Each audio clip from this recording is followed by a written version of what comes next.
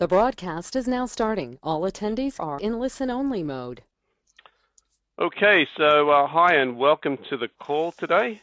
Today we're going to be talking about how to write headlines that get results, and I'm really excited about having Bernadette Schwert on the call with me. Now, during this call, there's quite a few people registered, so we're going to be taking any questions through the question box on the right-hand side. Now, one thing I'll ask is if you can hear me, maybe just typing in some comments there to make sure the technology is working.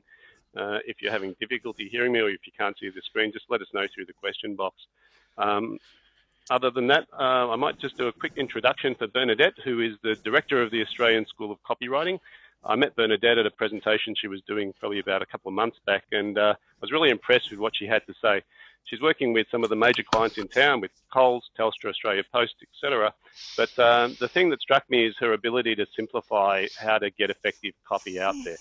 So, she's also the executive producer and the host of the Fairfax TV series Secrets of the Aussie Online Entrepreneur, which is great news. And when she's not writing, she's or training, she moonlights as an actress, which is interesting as well. So, look, Bernadette, welcome to the call.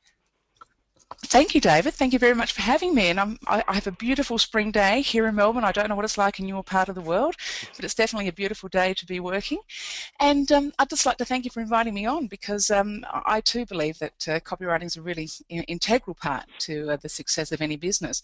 So, David, with your permission, I'll just jump right in, because we've only got an hour together. Would that be okay with you? Yes, please do. Please do. And like I said, anyone's got any questions, throw them in. And if I have any questions, I'll also jump in as well, Bernadette. So let's go. You are more than welcome to. You do that. So look, here's what we'll be covering today in the short time we have together. But what is copywriting? Sometimes people get confused about what it is, so I'll break through all those myths and misconceptions.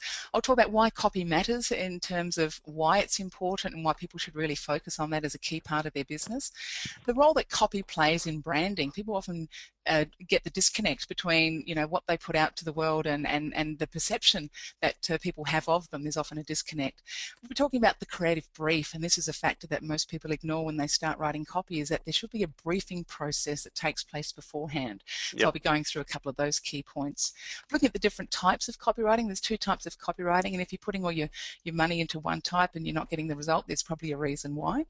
I'll be looking at this process called the 7 steps to writing great copy, and that'll give you a template. So when you leave this webinar today, you'll be able to modularize your copywriting so that you don't experience that writer's block or that blank screen syndrome that so many people experience. And then further from that, we'll talk about how to write headlines, which is really what the whole webinar is about, but you've got to do a little bit beforehand before you start writing the headlines. We'll be talking about some offers, how to get people to respond to what you're asking them to do, and how to choose the right medium. We find that people often jump into saying, I need a brochure, I need a website, or I need Google Ads, and we realize that that's actually not the best place to start, is not with the medium, but it's actually with the message in your market. And then finishing off with the reasons why people buy anything. So that will give you an idea of what business you're in and what you should be focusing on. So does that sound like a good place to start, David? Whoa, we've got a lot to get through, Bernadette. So let's get rolling with this. Yes, I know. And look, the best way to describe what copywriting is to use the analogy of a book that I read a number of years ago called The Diamond Cutter, which I absolutely love. And the purpose of this, or the guy who wrote this book was called Michael Roach, and he was a monk, a Buddhist monk, an American but living in Tibet. And he was sent to America to espouse the principles of Buddhism in business. And he chose a business to work in, which was the diamond trade in New York, and he'd never had any experience in this. He had no contacts, and he found a job as a junior, and one of his first big important jobs, he was sent out to collect a bundle of diamonds to bring back to the diamond house for polishing. And when he got back to the office, he opened up his little bundle and he realized that they're all just these pebbles, these grey pebbles, misshapen, dirty little pieces of rock. And he was horrified to think that he'd been ripped off on his very first job, and he'd cost the company millions. And his boss said to him, Michael, it's fine. This is actually what diamonds look like before we treat them. And what they do is, they wash that rock and they buff it and they polish it and they cut it and they set it into a setting so that when the light shines upon it, the customer goes, oh, I must have that. And as I was reading this book, David, I thought, copywriting is really like a diamond cutter in that we take a business and metaphorically we wash it. We look at, Yep. We cut things out and we add, a little bit of buffing here and a polishing there, and we put it into a setting, and the setting might be a billboard, or it might be a Google ad, or it might be an online ad, or whatever it might be. And then the light shines upon it, being the customer's attention. People go, oh, I want that. And then we can Yep. change the setting so that it gleams differently to a different audience.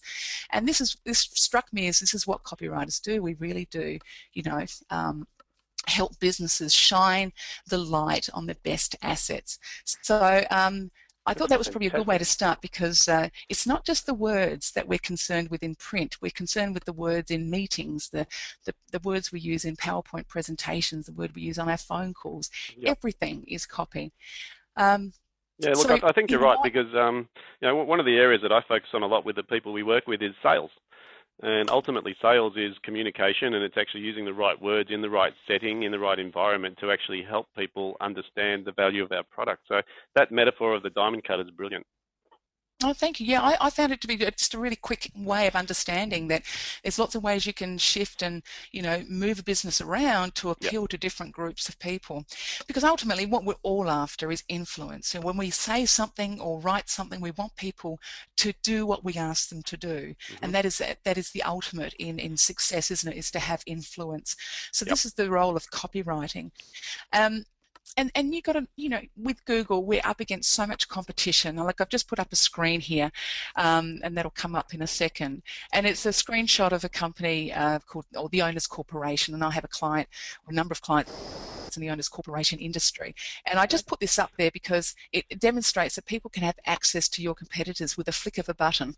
And if your copy is not written properly, firstly, you will not rank on Google, which is step one. This is not what this webinar is about today, but it's important to know that the copy you put onto your website, the copy you use in your meta tags and your titles and your descriptions, all influence where you rank. But not only that, when people come to page one and they're reading these descriptions, what they read determines what they click on. And if you don't put time and effort into these titles and these descriptions, people will go to the next one. And we control what these titles and descriptions are read as, and a lot of people don't know that. So that's just one example of why copy matters, because it influences completely where you rank on Google, and Absolutely. it completely influences where people click on you. And then once they get to your website, they will determine whether they buy you or trust you or believe you based on the copy that they read. Would you agree with that, David? Oh, totally. Look, it's funny because since Google AdWords came along, it was really the best place to test headlines. Headlines have always been so important, but even now with the attention span people have online, it sort of magnifies the need to get those right, doesn't it? It's got to be quick. People got 3 seconds to make a decision before they click off. Yeah. So it's really important that those words grab you by the scruff of the neck and give you a really good, a good shaking. Yep. And look, I'm taking the bigger point of view here, David, to start with, because I really want to show the importance of copy. But what you're seeing on the screen here is what I call the touch points. Any business has a series of touch points. Yep. And most of the people here are their own business owners. But you might have a boss, for example. You might have customers. Let's hope you have customers. You've got the board maybe to report to. You've got your suppliers that you have touch points with. You have your internal colleagues that you mix with. You have the public. You have industry groups. Now, all these people make up your business. Yep. And what you put out to those groups, be it in your presentations, your phone calls, your copy, your website, your blogs, your ebooks, they all create an impression of you. Yes. And it's an incremental effect. One email won't bring down a brand, but if you put out enough emails and enough ebooks and enough copy out there that's not congruent with how you want to be seen in the market, you'll create a perception that you don't want. So this is about branding, and branding is really the essence of how people see you, and it's condensed into a few words. Yeah. So if I was to say to you, David, what's your impression of, when you see the Nike logo, what comes to mind for you? What's the first few words you think of? Yeah, so it's always, it's pretty obvious, it's that do it. And that's the whole way that they've done their whole marketing campaign. And, it's funny because in the older days, if we go back 5-10 years, that branding was out of the reach of the small business owner. And I think one of the reasons is that the media never existed for people to now be seen in so many different ways. And all of a sudden, with the internet coming along, we've got 10 or 20 or 30 different channels that we can communicate through that we never had before. So you're right, people having a brand or even thinking about how they're being portrayed has become 1,000 times more important to the small business owner now. Absolutely. And, it has to be consistent, and you have to control that, because if you don't control that, the audience is going to get a mixed message. So this is, I just put this here because I want people to know it's not just about the copy you see on the page, it's the words you use, it's the way you communicate to the world in general that leaves an impression, like footprints on the sand. It's a distillation of all the things that go out into the market. So the next question I ask is, why don't we write more often? And there's all sorts of reasons why, but mainly some people have got obsessed with perfection. The thing has to be absolutely right before it goes out. That means it never goes out, or it goes out in a hurry. The next thing is we don't have the time, and that's a complaint for most people, but mostly we're tongue-tied. We don't know what we want to say, or we don't actually know what we're selling. And I know that sounds really silly, but I know you know that, David, is one of the questions I ask my clients before I start is, what are we selling? And we get down to some pretty key questions pretty quick. But this is the reasons why people don't write more often. And the one thing I really think is important about copywriting is we're all motivated by self-interest. And where a lot of companies get it wrong is that they write from their own perspective. And it's all about the we, And when I start seeing we this and we that in a piece of copy, I know that they're writing from their own perspective. So what I'm trying to encourage clients to do is to think about, well, what's in it for them? What's in it for them to buy you? And the example I use is this flyer here. This was actually the cover of a brochure that I received in the mail a while back. And it was unsolicited. I didn't know where it came from, but it had my name written on it. And it was in a plastic sheet, so I could see right through it. And I thought, am I going to open this? Yes, I think I might. It's probably junk mail, but it's got my name on it. I'm intrigued. And really, this is what all copy has to metaphorically do. It has to have your name on it, so that they think this is something I have to read for me. This speaks to me. And so we need to move away from what's in it for me as the owner of the company to say something, but what's in it for the customer to actually understand. And so the thing I want to talk about now is, before we start writing, is we've got to just stop for a second, take a step back, and we start taking the brief. And this is where most business owners never do. This is what they just never do, because there's no time, and often there's no understanding of how to do it. So the brief is all important, because the brief is really all the questions you need to ask before you start writing. And I liken it to the brain. There's two stages to writing a piece of copy, and the first one is briefing, and the second one is writing. Now, in our brain, on the left side, we've got the logical stuff, we've got the fact-finding, and it's the rational. And that's part of the briefing process, where we ask the rational questions without getting emotionally involved.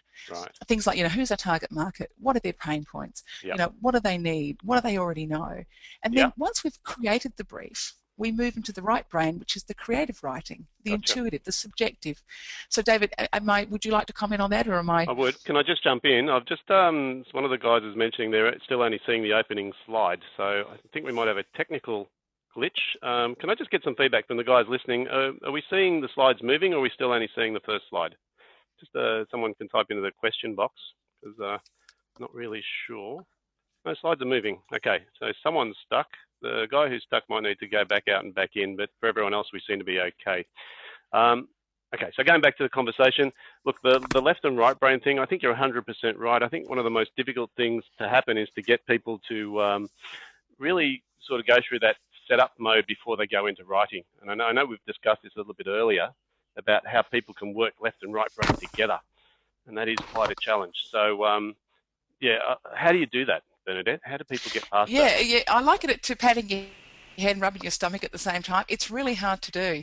And even as a copywriter for myself, I take a brief before I start writing, and then I start writing, because they are actually counterproductive and counterintuitive. And when you start writing before you've taken the brief, you come to a stop. You just can't go to a point any further, and it becomes a time-consuming effort. So in terms of the creative brief, I've got a document I'd love to share with your audience here, and they can email me afterwards, or I'll show them how to get in touch. But it's basically the 21-point creative brief that I use every single time I write a piece of copy. It sounds daunting, but it's not, because once you understand the questions, you ask them every single time. And that's why copywriters can write for any kind of business. That's why, David, as a coach, you can coach for any business, because you use the same process, irrespective of the business. Absolutely. So the points I'll be covering is, what am I selling here? Who am I selling it to? What are their pain points? What keeps them awake at night? What are the features versus the benefits? What should the tone of the piece be? What is the objective? What do I want them to do at the end? And what do they know already? Okay. Now, the top tip is, go for it. I was going to say, it really is key, and it sounds obvious when we look at these questions on the screen, but really, like what you're alluding to is if we prepare in advance, we can get the creative juices flowing and we can get a better result. Absolutely. And the beauty of this is you're actually writing copy before you're writing copy. Yep. Because most people think, oh, I'm not a copywriter, I'm not creative, there's no way I can do this. But if you follow a process, which is the briefing process, a lot of the copy actually is written for you, and then you just have to sort of cut and paste it. So it's actually quite a magical process. Yeah. Okay. Fantastic. Yeah. So the key too is not to focus on the medium. As I said at the beginning, people often say, I need a brochure. And I'll say, oh, that's good. Okay, let's take a couple of steps back and say, what are you actually selling? And what is your objective? And then we realize that maybe a brochure isn't the right medium for this. So it's very important not to get hung up on the medium before you understand what you're trying to achieve. Yeah. Okay. So this is when I talk about the medium.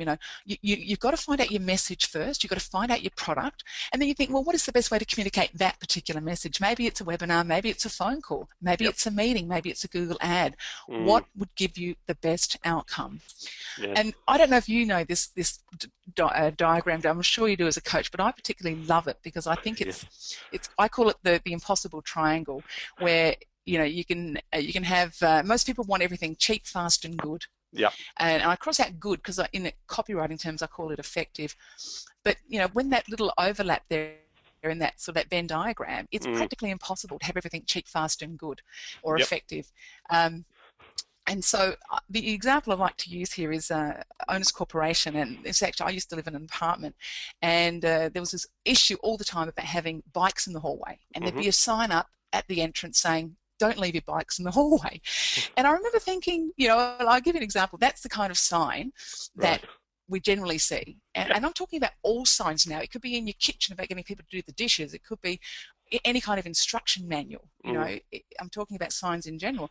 This is written from the Owners Corporation's point of view. Their need is for you not to leave the bike in the foyer. Right. And you think, as the owner of a bike, why shouldn't I? Because that's my first question is, why not? And then you think, well, then they start thinking, oh, I've got to be a bit more customer oriented, a little bit more customer focused. And they say, well, please don't leave your bike in the foyer. And then they add a little bit more, thank you for your assistance in this matter, like that's going to actually change my behavior. Yeah. And then you think, well, what if I was a copywriter and I thought about it actually from the customer's point of view? This is the sign that might actually get me to change my behavior. Well, 3 bikes were stolen from here last night. It's not safe to leave them. Please lock it in the cage. So that's coming from the perspective of the customer. And if people were to see that in the sign, you can bet your boots they're not going to leave the bike in the foyer. So this is about self-interest and working from a position of what's in it for the person to take action. Yeah, and so it's that old statement, what's in it for me, isn't it? The WIIFM. Absolutely. And it's like the radio station that the customers tuned into, and one of the most challenging things for anyone marketing their business is to step out of their own shoes and step into the shoes of the prospective client. Yeah, and that was a great demonstration. It's literally walking a mile in the other shoes. You're channeling, your customer. Yep. And the reason I showed that example, David, was because sometimes the medium, it took longer to write that third sign, but it was the most effective. And so sometimes we think it's got to be really short. Yeah. But sometimes it can't be short. It needs to be long, and vice versa. Yeah. So it's about what is the best medium that's going to be effective. Now that sign was cheap. Maybe it wasn't so fast to write. It needed a bit of thought, but it was very effective. Where the first sign was both cheap and it was fast, but it wasn't good. So you can't have all 3. Excellent. So I want to talk about now 2 types of advertising: conceptual and direct response. Yep. Now, if I often see this in business magazines where the owners have written their own copy and they're taking out, full-page ads, and they're spending many thousands to do that. And I look at it and I just go, that ad is so not going to work. And it's because they've got the wrong perspective. They're using a conceptual approach when really they need to think about direct response approach. Now, the direct response I'm going to talk about for the rest of this webinar, and it's about persuasive writing, it's corporate writing, it's speeches, it's reports, it's copy, and the difference between the two, and I'm going to show you some examples a bit later, but conceptual is all about awareness. It's getting your brand out there. It's generally expensive because you're doing it in the print media. It's mass media, or it's radio, or it's TV. It tends to have a long-term perspective in that we want to build the brand gradually. You're just trying to get this message and sort of get it into the people's heads. Yeah. And generally it's not asking for any action. Now, that's advertising writing that we can do. But I think for small business where the budget is limited, you're better off thinking about direct response. Okay. It's all about, you've got to sell stuff right now. You've got to move that stock out of that warehouse. You've got to get those bottoms on seats for that theatre show. You've got to, sell those sushi boxes sitting in the window, today. So it's got to be cost effective, and it's got to be short term. It's got to happen now. It's a good and point. we need people to take action. Sorry, you get David. Yeah, because this whole idea of direct response, the beauty of direct response is I can recoup my investment very quickly, which allows me to take that money and then invest it into the marketing again. So the nice thing about measurable results is we can say, okay, that marketing strategy is actually generating a profit, so let's put some more money into it. Where with the longer term strategies like branding, it's much harder to measure, and for the small business owner, sometimes it's too risky. So I would agree with you. Direct response is definitely important, especially when we're in small business. And we're becoming more accountable too. In the old days of advertising, when I worked for advertising agencies, it was pretty easy. You put an ad on the TV, you had a 1-800 number, you put the radio ad on. Nobody really knew if it worked or not. Now we can track everything. So everything's incredibly accountable. So I'm going to show some conceptual print ads just to give an example of, they're award-winning, they're funny, they get a reaction, but they're not asking for any kind of behavioural change. They're just saying, this is what we represent, and they're good and they're funny, but they won't actually get people into the dealership. They won't get people into the Coles and buying the breath freshener, so this is not what we're talking about today. We're talking about direct response. So I'm going to show you some examples in a moment, but I just want to go through the process before I start showing you the examples. Fantastic. So this is kind of my template that I use when I'm writing copy every single time for every piece of medium, every single medium. And by the way, everyone can get a copy of this presentation as well. We'll be sending them out. So this 7-point structure for me is gold, and all my students who do my course, they say to me, this is the one thing that has changed the way I write. And business owners come to me and say, now when I go back to my office, I can start writing. I've got an anchor to hold on to, and it can be done for all these sorts of mediums. So here's the formula: number 1, 2, 3, 4, 5, 6, 7. I'll go through each one in turn, but headline is obviously the most important. We've got an image that's optional, but it can be used. The subheadline, the features and benefits, the testimonial, the free offer, and the call to action. So that's kind of the holy grail of the way that I write copy. And the beauty of this is it's modularized. So you might say, I haven't got a headline yet, but I know what my offer is, or I've got my testimonials worked out, and I know what my features and benefits are. So it's just a lovely way that you can come into your piece through lots of different angles. Yeah, and it's interesting because when we talk about headlines, which is really the focus of today, I've heard it said that the headline, the old 80-20 rule applies, where 80% of the effectiveness is in the headline. And if people don't buy in on the headline, then the rest of the text is not so relevant because they're not going to read it. So, you're absolutely right, and it's not just not relevant; it's irrelevant, because you could have the best offer at the bottom of your ad. Like the ad could be, for anyone who reads this, you'll get $1 million. But if people haven't got to the bottom line, that offer is redundant. So you're absolutely right. It's the 80%, the Pareto's rule. 80% of your effort needs to go into the headline. Look, I put all these funny little headlines up because, to me, the newspaper industry knows and the magazine industry knows that everything rests on the headline, which is why Rupert Murdoch goes to such lengths to get a great headline, because he knows the power of headlines sell papers. When we're standing in the supermarket aisle, flicking through the magazine, we look at the cover of Who, or Women's Weekly. I'm talking about women generally now, we're the magazine buyers. But, it's important. And it's the same with you know, website copies, the same with blogs, same with like Twitter. You think about the enormous amount of content on a Twitter feed. The thing that's going to stand out is a great headline. And if you haven't got a great headline, it's like a haiku, you know, it's like a little poem. And if it's not written perfectly, people are going to ignore it. Well, some people call the headline the ad for the ad, don't they?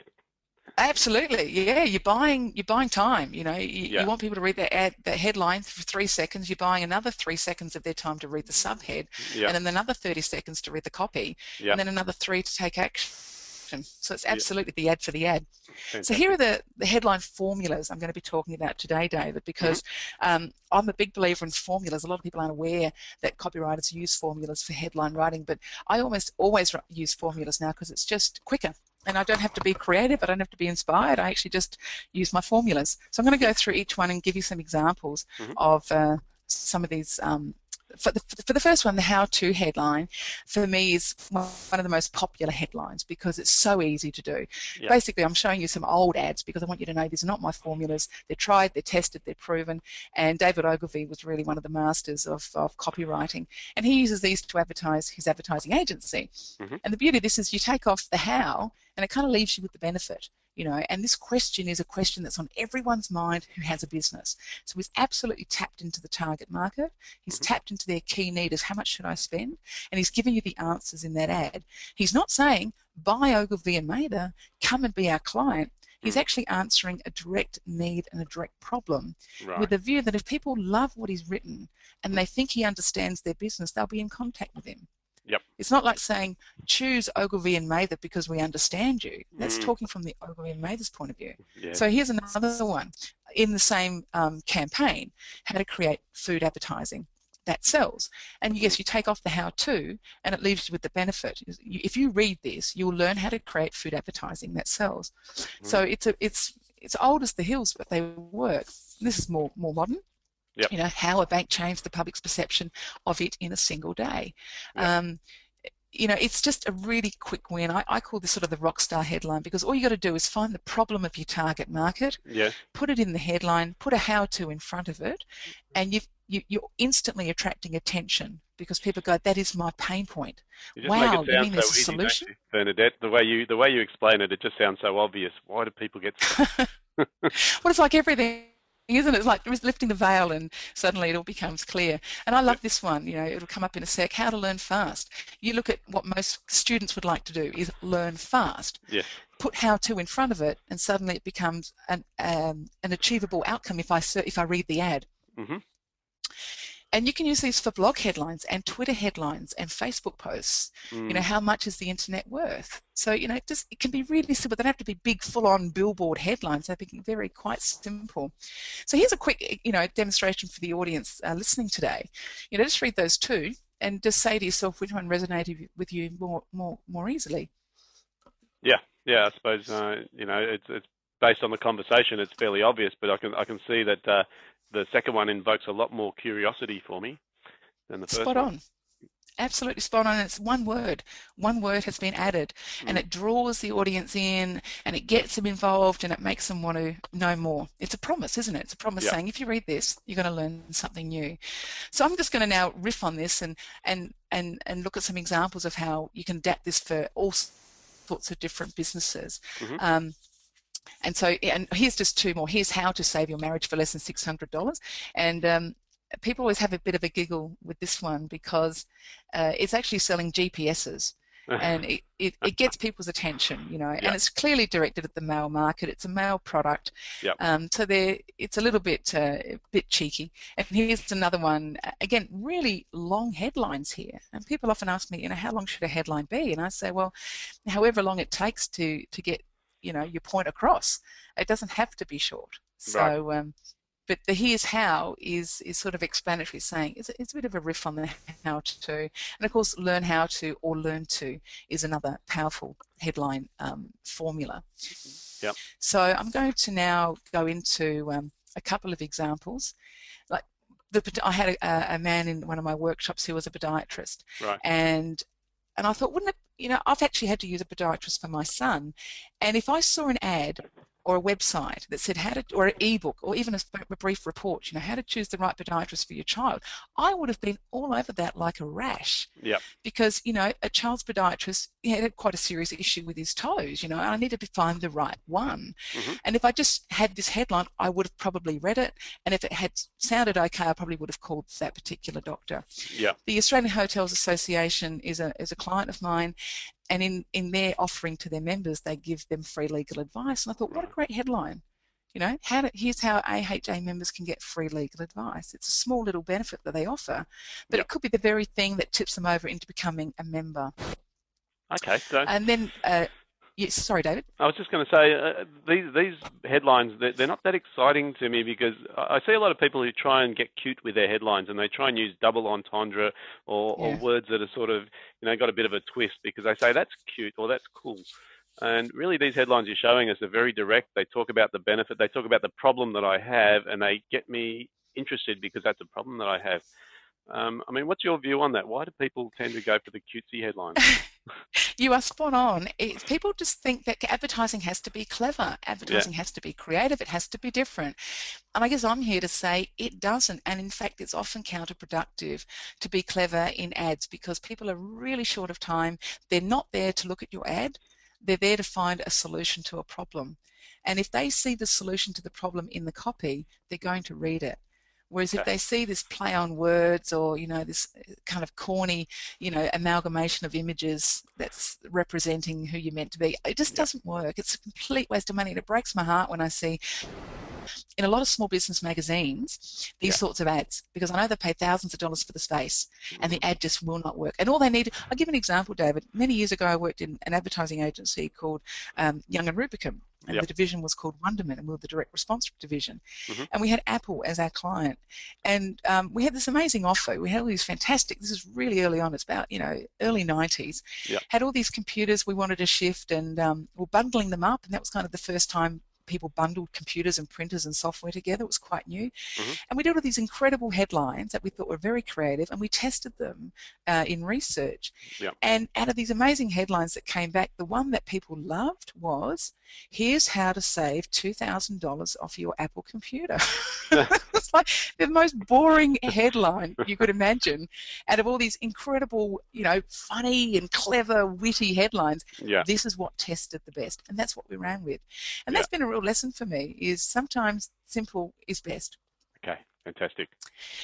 So, and this one is for NIBA, which is the National Insurance Brokers Association, and they offer a resource where you can type in your suburb and find an insurance broker near you. And I thought this would be a great headline for them, because that would be a good, good way for people to understand what NIBA can do for them. And you might notice, it's reputable. There's some keywords in there. This is not just put in by accident. It's reputable, and it's in your suburb. Not here's how to find a life insurance broker, but it's in your suburb. So it's very specific. There's certain things. Here's how to tell if you've had a serious stroke, and this was for the Stroke Association. And again, certain keywords here like serious, not just a stroke, but a serious stroke. These are power words that have a real impact on people's, psychology and their neuro system. Really, it taps into a deep place. So I'm just going to quickly go, I'm not going to cover every one of these, but here's mainly the reasons why people buy anything. To make money, save time, avoid physical effort, be attractive to others, gain praise, have peace of mind. And the reason I've put them in there is because if you're a business owner, it's really important you understand what is it that people are coming to you for. So if you're a lawn mowing service, for example, it sounds really basic, but people come to you for number 4. They want to avoid physical effort. They want to gain praise from people in the street. Oh, what a lovely garden, They want to have peace of mind that, everything's looking schmick in my home. If you're a hairdresser, you're saving people time that they can do it themselves. But it's going to take a lot of time. You're gaining praise from others. Most women will agree, and I think men are so mindful of this, but women feel better when they've had their hair done. They feel stylish, they feel like, they can face the world. So the point of this slide is for business owners to look at that and think, well, what does my business offer? What am I here for? And when you know that it's number 4 and number 6, then all your advertising and all your copy should be built around that particular benefit. Right. So moving on, asking the question headline. And this is clearly you ask a question in the headline, and you've got to be very, clear about the question. As is very specific. Now this is an old ad, and again I'm showing the old ads because they work. And this was a famous ad called "Do you make these mistakes in English?" And I often ask my students when I'm running workshops, I say, tell me the word in this headline that makes all the difference.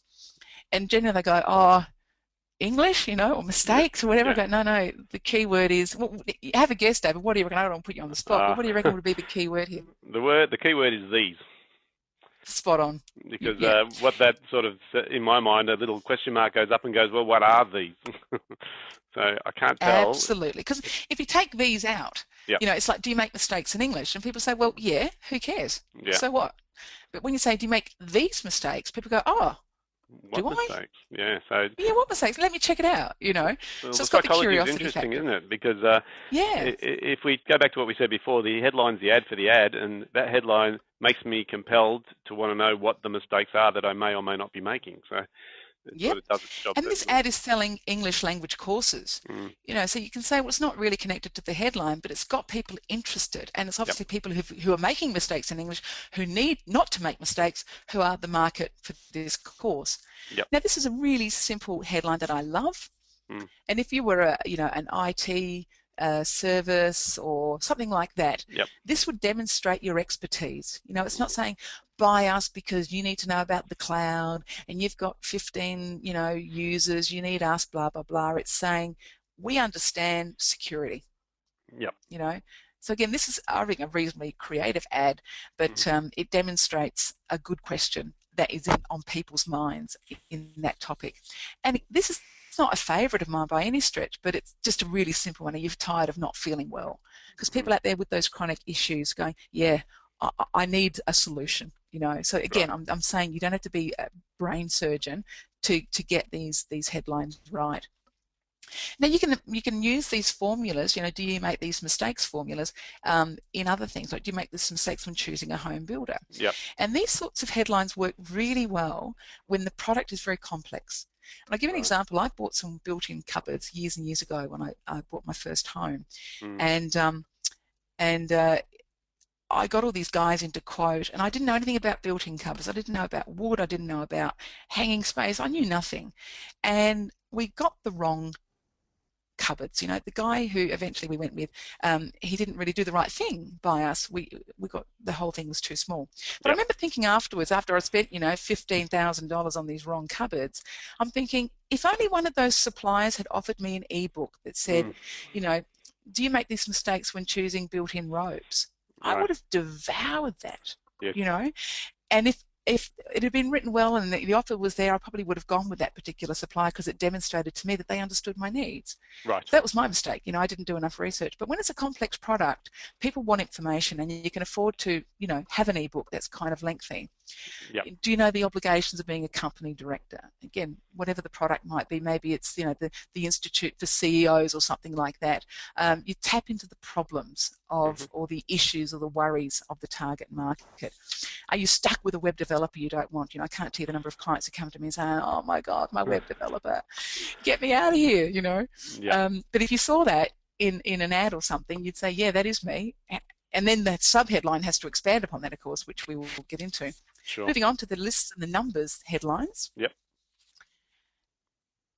And these are like lists that exist already in our consciousness, and we just tap into them and we play with them a little bit, because we all know that the beauty of lists is that someone's done the hard work for us.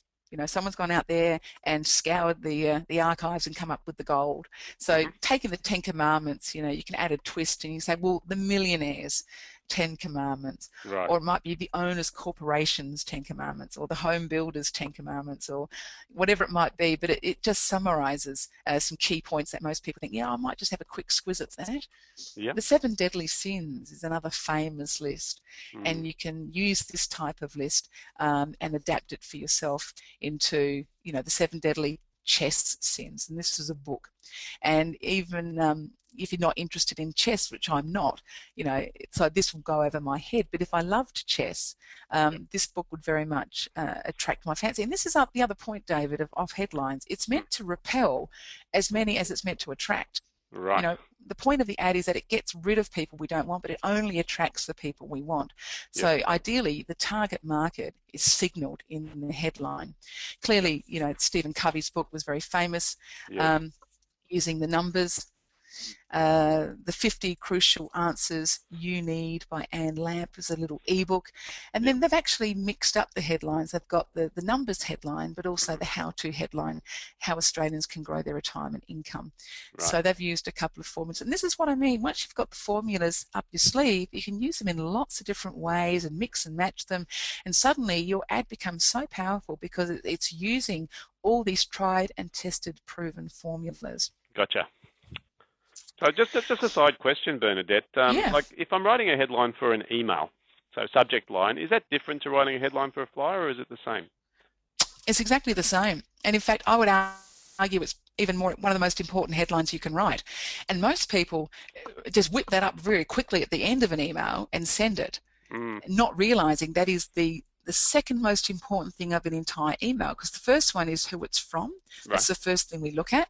And the second thing is what's the headline.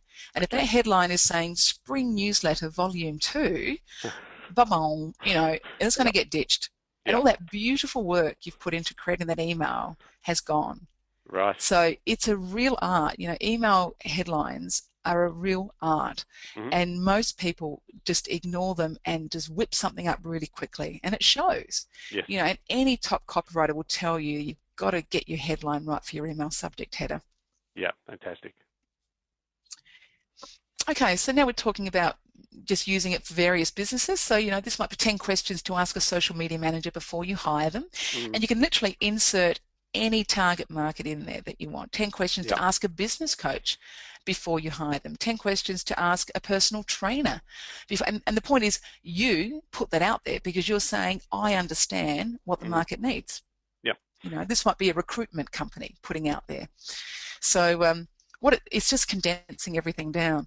This is the next one, 3 powerful reasons why you should become a member of the REIA before June 30. And there's a couple of things going on here. One is the deadline. If you put a deadline, people are intrigued by that. They're thinking, oh, why is that important? And the other key word here is 3 powerful reasons why. It's not just 3 reasons, but 3 powerful. It takes up another notch of urgency and importance. Okay, fantastic. And back on the subject of personal trainers, and I've lifted the whole copy headline from Stephen Covey, you know, the 7 Habits of Highly Successful Personal Trainers, what they do that most don't. Again, just a really quick headline. Like, I write most of my headlines so quickly because I know the formulas, I know my target market, I know the problems that they're experiencing. Great. So just a quick tip, always use a 0 in the number if you're going to use a list, or use an odd number. With the belief, this is the research that says that 93% of people who consult a dietitian lose weight. Sounds more believable than 92. So the odds seem to be more believable. And if you really want to, you know, have the believability factor, is we have 93.7. And it's just, the research shows that people don't like even numbers in their list. And you'll always see top quality books by business authors with an odd number in the headline if they're going to use, you know, 7 reasons why, or 10, or, you know, one with a 0. And here, look, here's the last formula. It's the target market. And these are down and dirty. You know, if you're really in a hurry to write something, you use this headline. Basically, we put the headline, the target market, in the headline. You know, attention or wanted sales speakers. And if you're in the business of sales and you see that, you go, hey, that looks interesting, and you read it, go, well, it's not for me, but at least it got my attention. Here's another one about snorers. You know, if you're in the partner of a snorer, or you're a snorer, and you saw a headline with that, you'd probably read it because it's such a problem for you. Yeah, absolutely. And this is the thing, you've got to tap into, firstly, the target market, or the problem of that target market. Teachers, you know, lots of teachers are looking to get out of the industry, you know, and if you just put that there, it just captures their attention. Harvey Norman have got this warning, that don't even think of renovating your kitchen or bathroom before speaking to our experts. Warning is a really powerful word. It can be obviously abused like they have here. It's not exactly a life-threatening situation, but nonetheless, it gets people's attention. And I kind of like this ad that's coming up. And that's now seniors can safely access up to $1 million extra cash, because it's targeting the market in the headline, and it's offering them a really clear benefit, which is you can access $1 million bucks in extra cash. And then it's got the qualifier, without taking out a loan or reverse mortgage. Because what people are thinking when they read that headline is, oh yeah, but I probably have to sell my home, or I probably have to do a reverse mortgage. And then they read down and go, oh, I don't have to do any of that. Wow, how can this work? So the point of that sub-headline, which is that without taking out a loan, is that it actually addresses the questions people have in their mind about why this headline is not true. Okay, that's great. And this is the one for VCE parents. Again, so clearly directed at this market, and it's saying that if you come to my memory course, or if you send your children to my memory course, they're going to get fantastic results in their VCE. And of course, there's two markets here. One is the student who's actually going to enroll in the course, and the person who's actually going to pay for the course. And this is often, I'm sure you'll find, David, with your clients, is that there's often many stakeholders. One who signs the check could be the CEO, the person who's making the decision is HR, but the person who puts in the request for something is the employee. So from the business owner's point of view, they've got to cover all three markets in their copy. The employee who wants to do the coaching, or the employee who wants to do a course, whatever it is, the HR person is going to approve it, and the CEO is going to, give the money. So copy has to achieve a number of different goals. Attention, this is some examples that I've used here. Working mothers from home. Are you struggling to fit everything in and get to pick up at 3 p.m? Now, any mother listening to this who's a working mother, I know if you value picking up your children, you'll resonate with this. And if I saw this, I'd be going, yeah, what's going on? What is the solution to this? Because it's a time-old problem. So it's almost mind reading, isn't it? You're getting so specific about something that is actually in someone's mind. They're going, how did you know?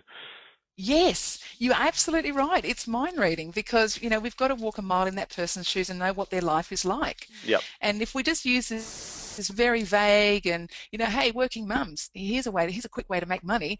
It's okay, but it's not going to get the results. Okay, here's another one. Attention, USA and UK. This was a client of mine, which was the Nursing Association.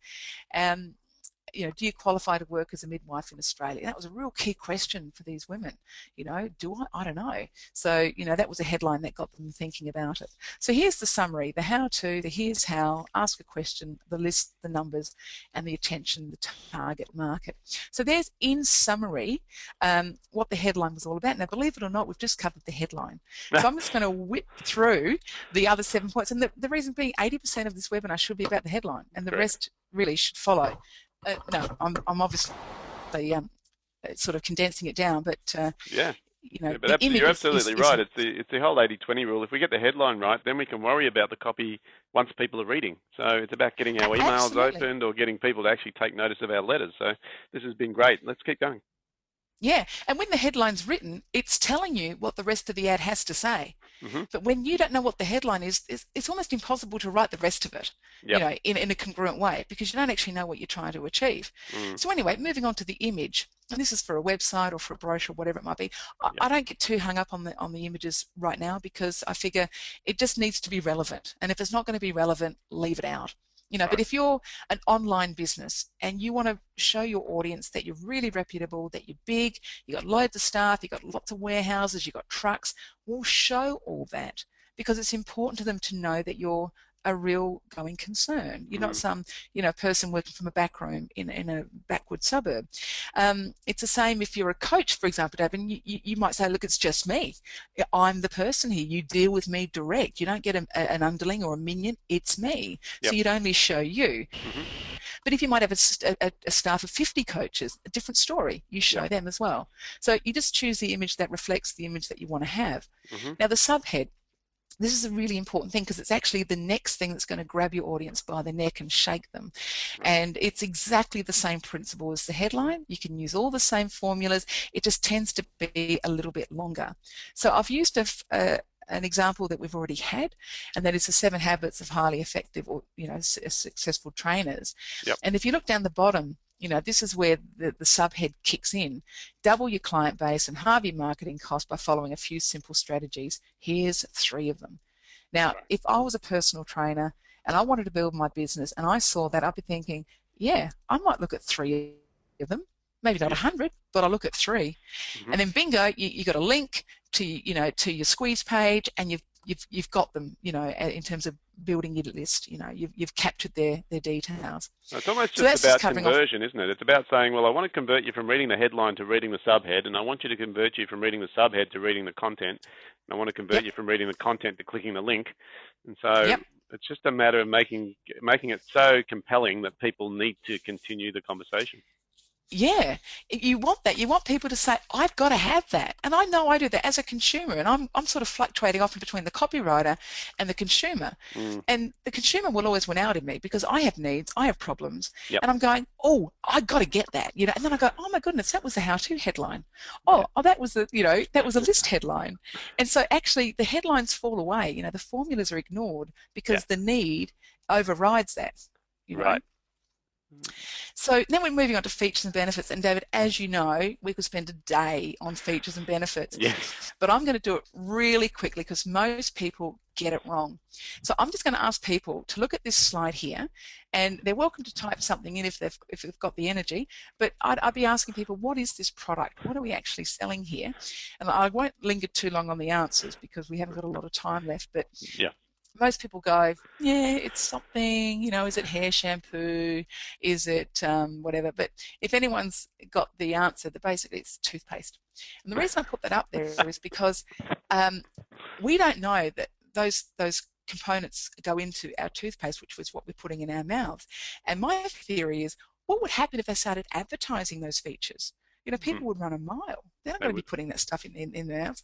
And not to mention, sodium fluoride is also used in rat and cockroach poison and sarin nerve gas, believe it or not.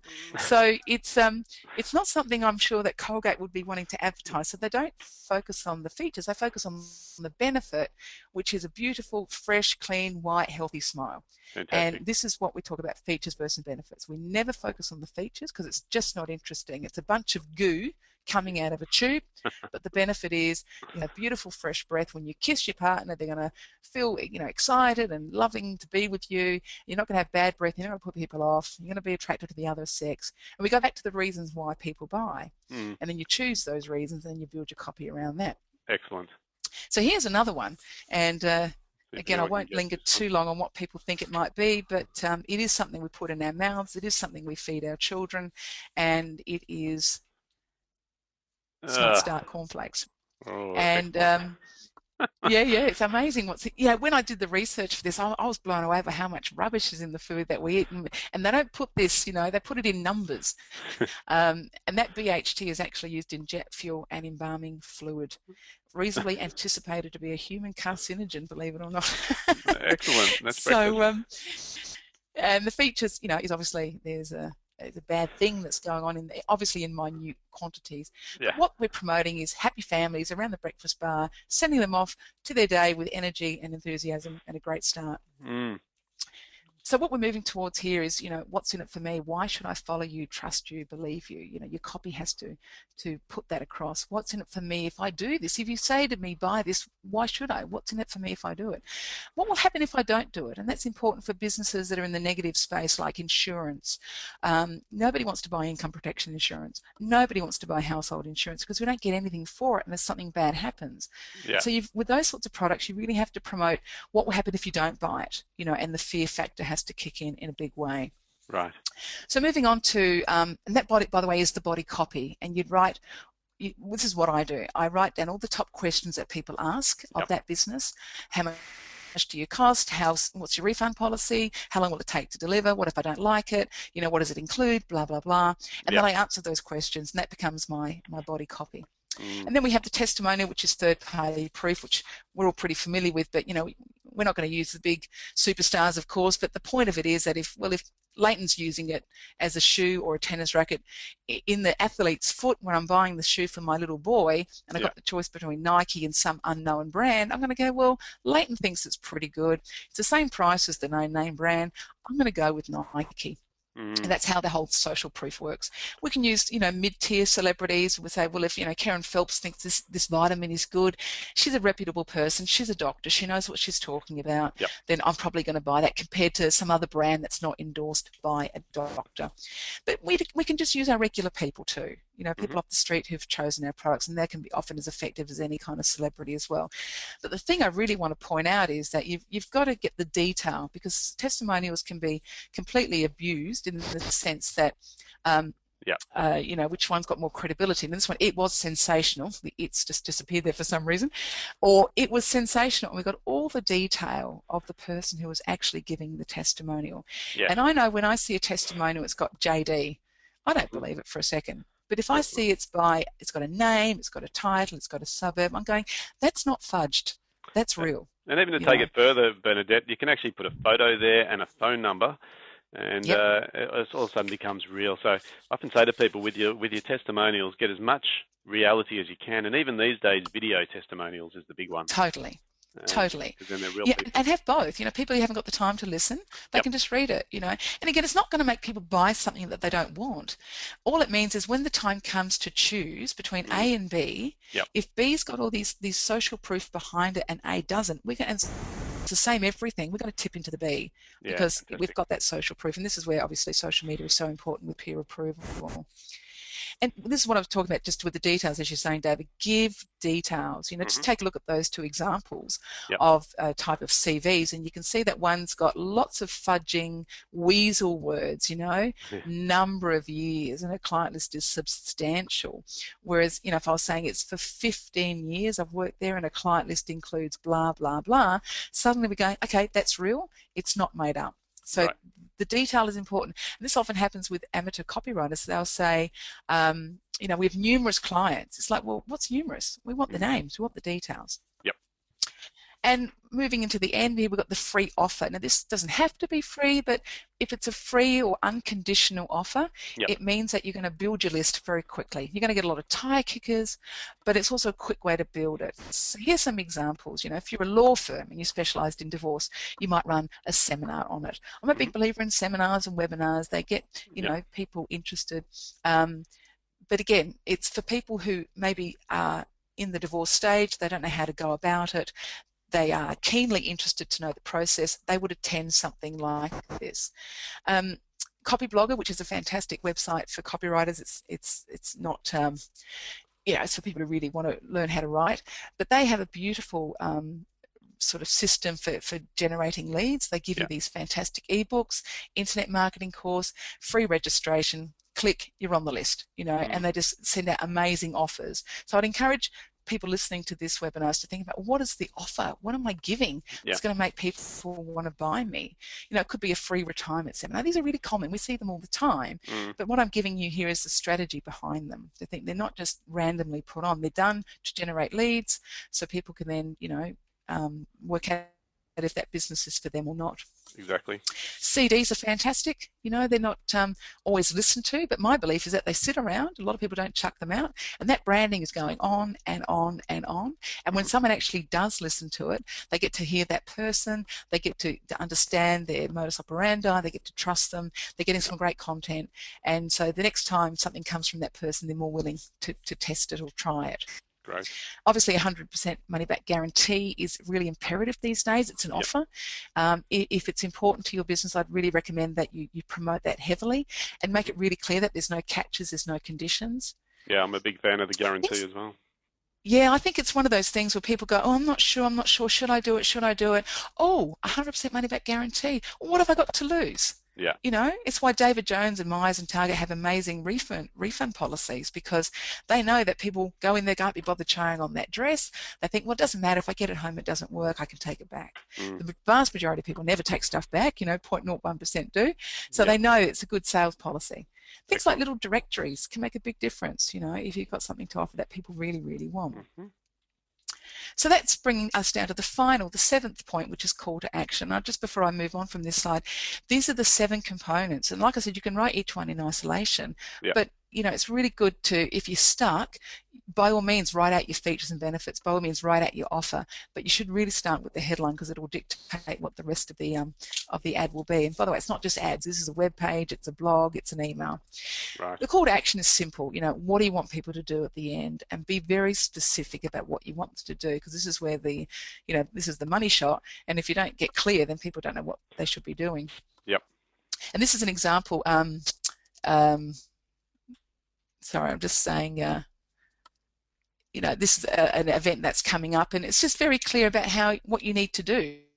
Entrance fee, the event details, bookings are essential, phone here. Just very clear, just nicely done. Nothing special. Just step 1, step 2, step 3.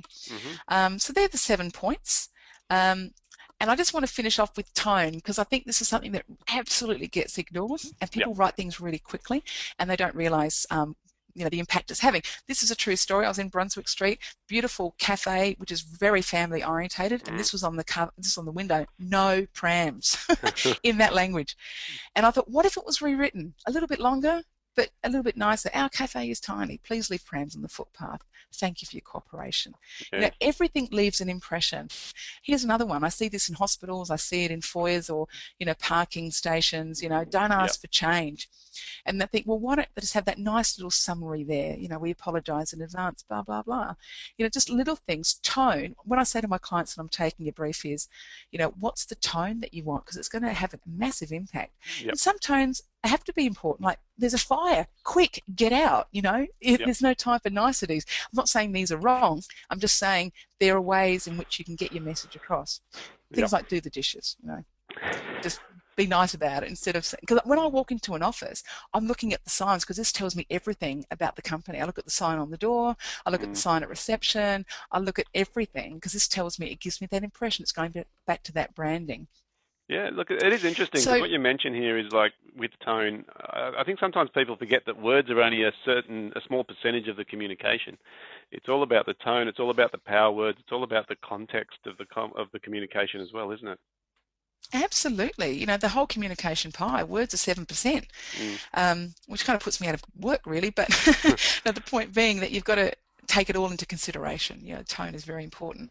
So just finishing up, David, and thank you once again for having me. I just want to let people know a couple of things coming up that might be of interest to them. Sure. Firstly, we've got a big event coming up with the Glen Ira Council as part of one of the spokes to my wheel as I run the Secrets of Aussie Online Entrepreneurs business, and we're having amazing entrepreneurs on stage, 5 of them. There's a meal, like not a proper meal, but like lovely cocktails and nibbles and some great networking opportunities. So May 29th is the date for that. I'll send this through if people are interested. So I want to let people know that's happening. Fantastic. Next Tuesday, I have a live webinar with a man called Paul Greenberg, who was the founder of Deals Direct, and he's going to be talking about, the future of online retail. So he's got amazing insights, that man there. And here's some resources for the people listening today too for your clients, David. I'd love to give them.